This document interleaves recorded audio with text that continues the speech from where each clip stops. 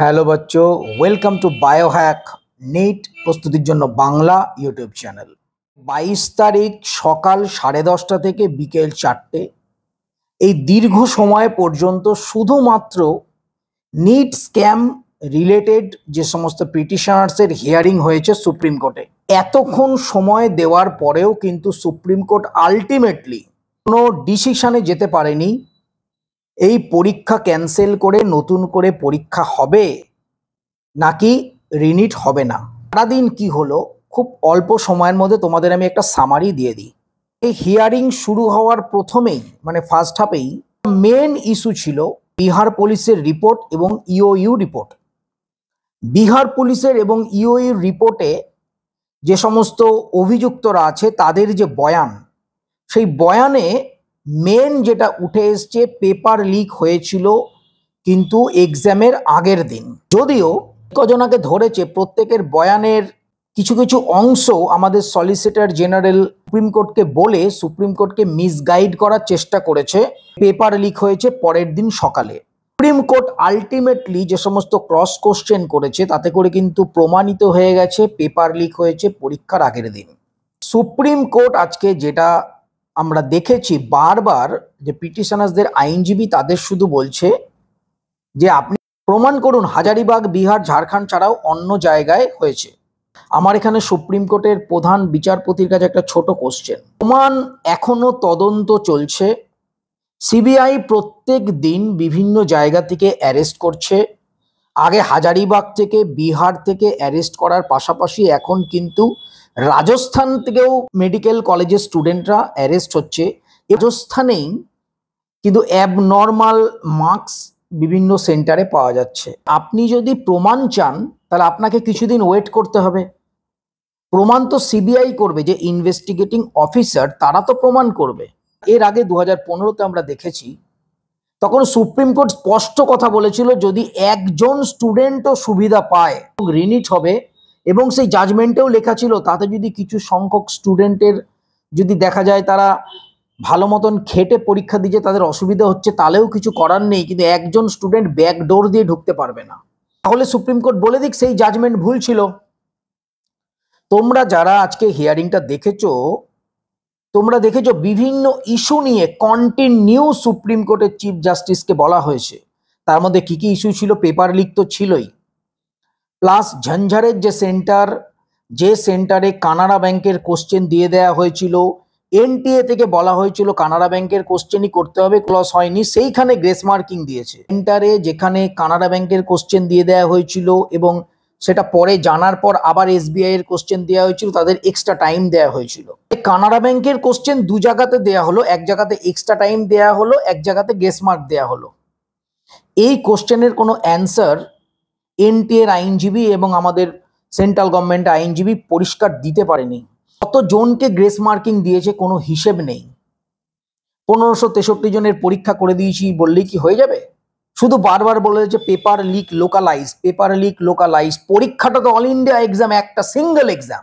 Localise করে করে paper leak হয়, তাহলে সারা বছরই কিছু কিছু জায়গায় একটা দুটো স্টেটে পেপার লিক করে বলবে লোকালাইজ, তাহলে আর নতুন করে এক্সামের যে পবিত্রতা কোথায় রইল?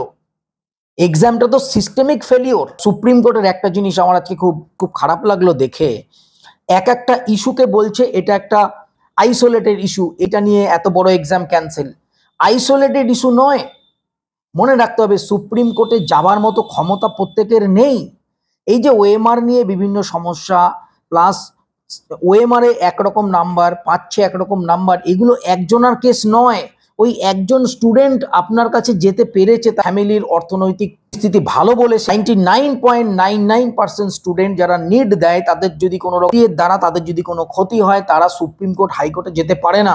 সুতরাং এই যে একটা ইস্যু সুপ্রিম কোর্টে উঠছে, এগুলো আইসোলেটেড ইস্যু নয়। এই ইস্যুগুলোতে হাজার হাজার ছেলে মেয়ে সাফার করছে, তারা আপনার কাছে যেতে পারে, তাদের সেই আর্থিক সঙ্গতি নেই। একটা যে কটা ইস্যু উঠেছে প্রত্যেকটা ইস্যু ভাইটাল এবং প্রত্যেকটা ইস্যু প্রমাণ করে দিয়েছে এই যে নিট টোটাল সিস্টেমিক ফেলিওর। একটা খুব গুরুত্বপূর্ণ ইস্যু লাস্টে উঠে এসছে, যে ইস্যুটা যদি সুপ্রিম কোর্ট যদি ডিসিশন দিয়ে দেয় 4 থেকে 4.5 লক্ষ স্টুডেন্টের র্যাঙ্ক, তাদের মার্কস চেঞ্জ হয়ে যাবে, total overall cut off change হয়ে যাবে। সেটা হচ্ছে তোমরা জানো ফিজিক্সের যে একটা কোশ্চেন ছিল, এনটিএ বলেছে দুটো অ্যান্সার ঠিক, সেই দুটো অ্যান্সারের মধ্যে যারা টিক মেরেছে তাদের নাম্বার দিয়েছে।